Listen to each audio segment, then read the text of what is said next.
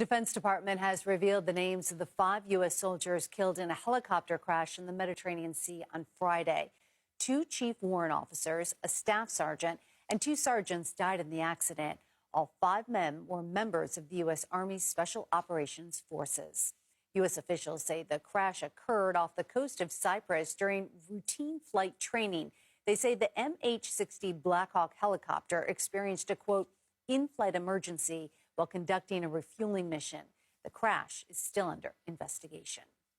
CBS News senior White House and political correspondent Ed O'Keefe joins us now. Ed, great to see you. How is the White House responding to Friday's helicopter crash?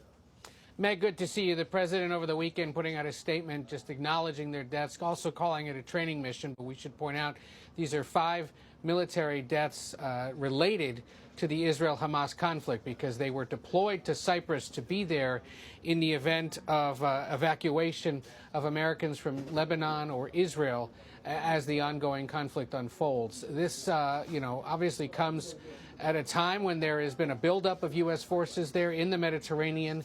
But again, not much more beyond condolences for the 5 that were killed. We'll see if there is more from the White House later today.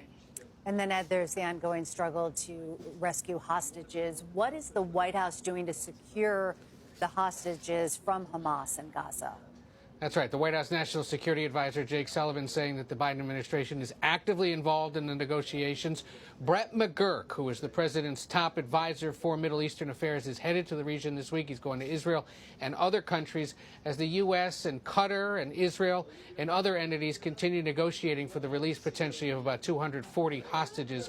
The most notable development is perhaps the revelation over the weekend that a 3-year-old whose parents were killed by Hamas in that early October attack, is among those being held hostage.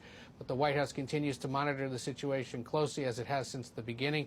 Part of the reason why the president, the Secretary of State, other officials continue calling for those humanitarian pauses so that aid can get in and so possibly more hostages can be released. It's a desperate situation. Meanwhile, I want to get your take on President Biden's meeting with Chinese President Xi Jinping on the sidelines of the APEC summit on Wednesday. What can we expect from these talks? Big talks. These 2 leaders haven't spoken in about a year, roughly a year. They were supposed to earlier this year, or there was at least an attempt to keep the conversation going, but it was sidelined.